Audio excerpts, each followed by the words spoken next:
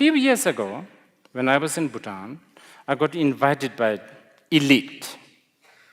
Okay, had a dinner, and one of the several of the members of this elite, in the Bhutanese, okay, they're Bhutanese. They just went to Goenka Vipassana. You understand? Vipassana, mindfulness camp. And they were so impressed. They were so moved. And they were telling me, don't we have that in Buddhism? I actually got depressed for a few weeks upon hearing this. But then I realized it's actually people like me, like a Rinpoche, lamas, our fault. We are not good at packaging, marketing, like labeling. We have to speak that language. We need to because Lhaktong, which is what is translated from the word Vipassana, is sort of the core, spine, heart, head, breath, if you like, of Buddha Dharma.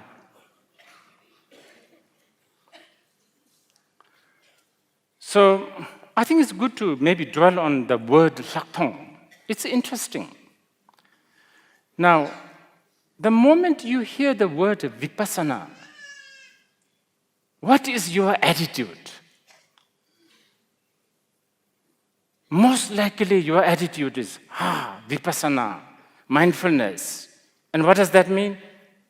Sit straight. Meditation. By the way, the word meditation is a terrible word. Terrible word. In the Choke, it's called gom. Gom or gom. Different spelling. It's similar meaning, which actually means getting used to, getting accustomed to. It's like you don't know how to drive, you go to the driving school, and then you try in a driving school with a proper whatever setup, and then you can't be driving their whole life. You have to go to the street, you have to see the dogs running, cats going here, there, other traffic coming towards you, I don't know, and then, gom, you get used to the technique of driving. And then once you are so good at it, you can use the, rear window, to fix your lipsticks. You can text people. You can drive with one hand and talk back. Better don't do this though. But anyway, this is what happens when we get used to it. Gom, gom. The word meditation does not really tell us this. Actually, meditation is a very Christian word, I would say. A lot of things, by the way. I think it's really important. Sometimes I get frustrated with this because even here in our country, Bhutan, most of our education curriculum is very much from the British. So I bet a lot of you, when you say good, G-O-O-D, you mean something that is not really Buddhist. I'm very sure. Yes, superficially, of course, there's a similarity between Islam and Hinduism and Buddhism and all of this. But what is good in Christianity is different from what is good in Hinduism and, of course, Buddhism. Going back to Lhaktong. Lhaktong means, sometimes the word Lhak is something extra, insight, real deal, the true color, You understand? Somebody looks good, polite, gentle, but true color, true color, he can be very this. You understand? So we are talking about the superficial projection, superficial understanding of something, the real deal, sort of the true color behind it. That's what Lhaktong is all about. You have to get this. The true color of life. Actually, the word Lhaktong, this is the irony. The moment we use the word Vipassana, people seem to immediately think it's a meditation, but it's actually not necessarily. No one, in the entire Buddhist canon, there's not a word called Lhagom. Lhaktong. Right? Lhaktong.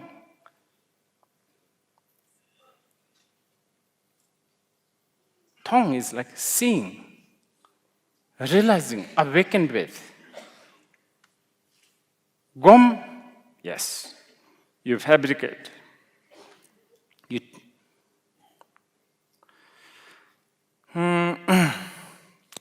So, Lhaktong,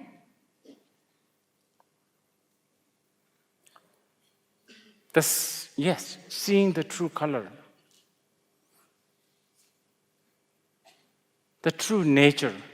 Again, do you see the word, the moment I use the word true nature, I'm sure many of you are immediately rushing to, true nature, something very magical, mystical, something that you will, if you try so hard, if you go to this Thimpu Choten Kora 10,000 times, then you will see this true color. But this is really not true. This is important that we realize.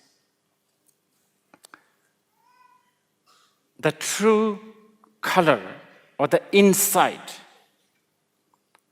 is, especially in the Buddha Dharma, is so simple, ridiculously simple, and ridiculously mundane.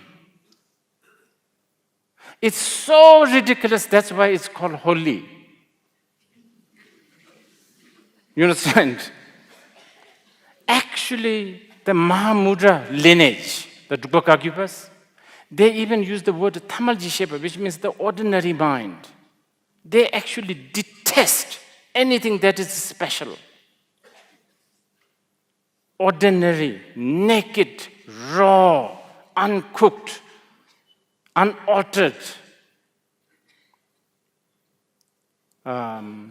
unconditioned truth we are talking. But I know many of us will, we think, he's talking about something really profound. This is so profound. The word is so deceiving, isn't it? So profound. So immediately you distance yourself with this profound truth, thinking that I'm not for profound. You understand? Like, there's a long distance between you and the profound truth.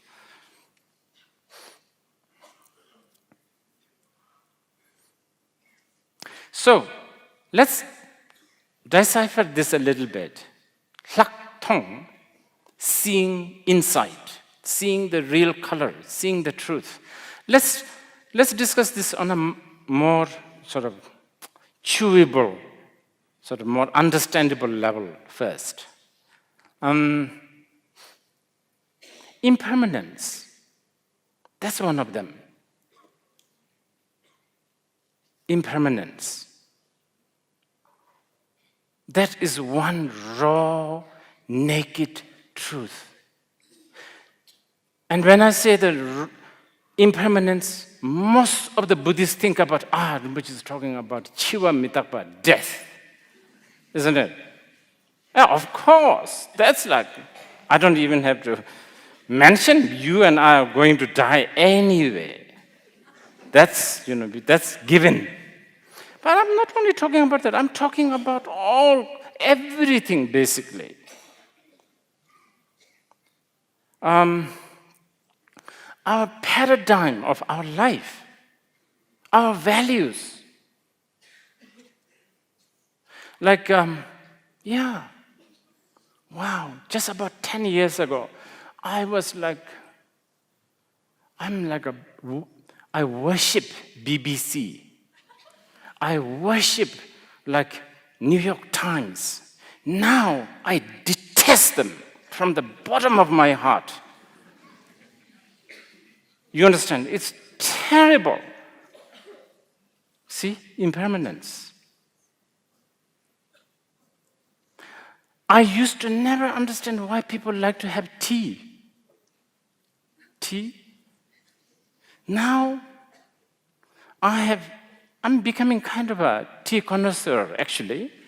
I know, the Earl Grey, this, that, how much degrees of, how much the temperature degree to make a tea, all of this. Values. How you relate to people. Individually. Nations. We Buddhists, we may be so proud that we are Buddhists and this Buddhism is going to go on forever. You better think twice. Japan was one of the most important and the most powerful Buddhist country.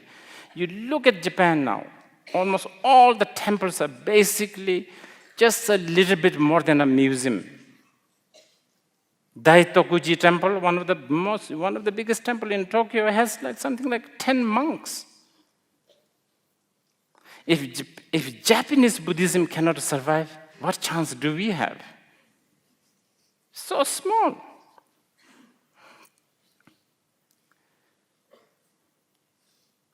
Yes, I'm sure many of you and me, we think, whole life, I'll be a Buddhist. That's for sure. You better think twice. You might end up becoming a Zoroastrian. Who knows? Just for the, we never know. All it takes is a small cause and condition. What? If you happen to fall in love with a very handsome Persian, Iranian, Zoroastrian. Oh my God. Buddha, Dharma, Sangha. You understand? All it takes. Vice versa, by the way.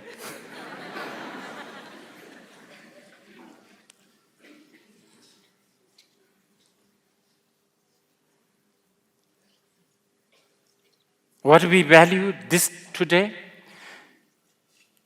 Something more amazing is meaning of meaning. Meaning? The word has a meaning. Even that changes. It's so shocking in our life. Even that changes. Meaning. Now that's scary, actually. Or, I should say, that's enlightening. This is something you need to see. This is something you really need to see.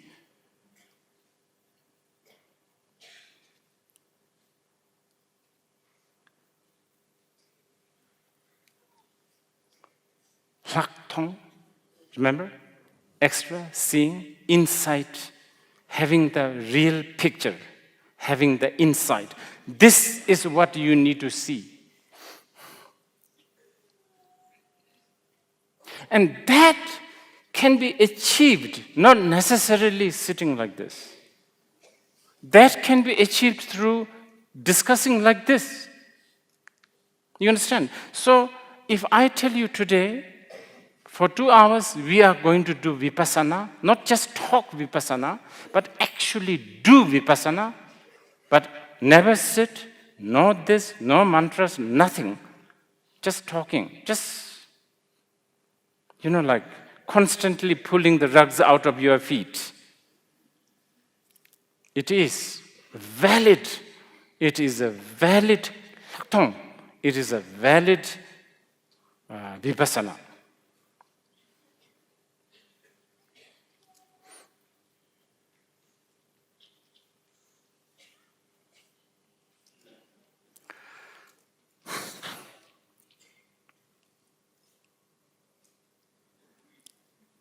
While I'm on this, I want to just add this one.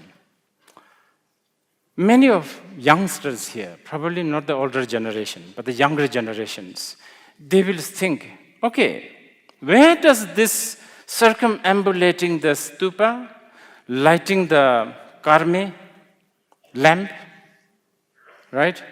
Prayer flags, where does this come in? They are actually Vipassana. I'm telling you. And I think you may enjoy printing a prayer flag than sitting like this for 3 hours. You understand? It is actually Vipassana. All our mural paintings, all our even like pouring water ball offering, they are Vipassana. Do you really think that Buddha gets thirsty and you have to diligently feed him water? You can't be that stupid. What good does it do some lamp burning there? And then shalze, torma? You try to eat those. They're supposedly food. You try to eat this. You will have a diarrhea.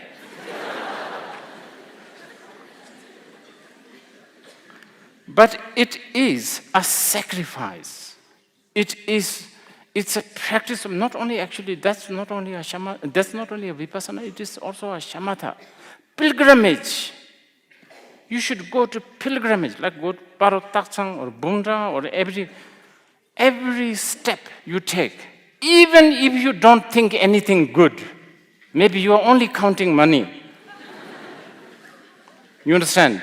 From the doorstep all the way to the Taksang, you may be only thinking about how to outwit other people, blah, blah, blah. But nevertheless, the small effort that you took is a Vipassana. You understand? And not only that, you can turn things into, like Bhutanese. Bhutanese are really good with the etiquette. Diglam Namja, right? Diglam Namja? Etiquette. With the right motivation, right attitude. Attitude, remember? Attitude. All your Diglam Namja, all your like standing, I don't know, all of that could become a Vipassana. I'm serious. Many of you may think that I'm modifying Buddhism a little bit. No, actually not. I'm really like a most conservative Taliban of Buddhism. You understand? People somehow associate me, oh, he's very modern. Actually not. What I have been saying is not like I created or invented. I bring this from the sutras. If any of these Khenpos or lamas they debate with you, send them to me. I say this, even in the Kanjuru, it is the Kanda, Chawadam, Lokbadam, Tsik, Chawadam, Lokbam, Zimbam, Chöpa Chepata, Titang Chepata, Kuti Chepata, Rimdru Chepata. These are all the words of the sutras. According to the Buddha, he said that even if you have a Kanjuru text or a Bum or a Jetongpa, one sutra text, you never read them, you don't do anything, even if you have it in your house, is a worthy act. Why? Because, these books are big. They take a lot of space. But yet you try to have them. And that's a sacrifice. And also, it involves a sense of wanting to appreciate, long, and how should I call it, venerate the words of the wisdom. You understand? These are very much Vipassana. You need to know this. Okay, so that's one.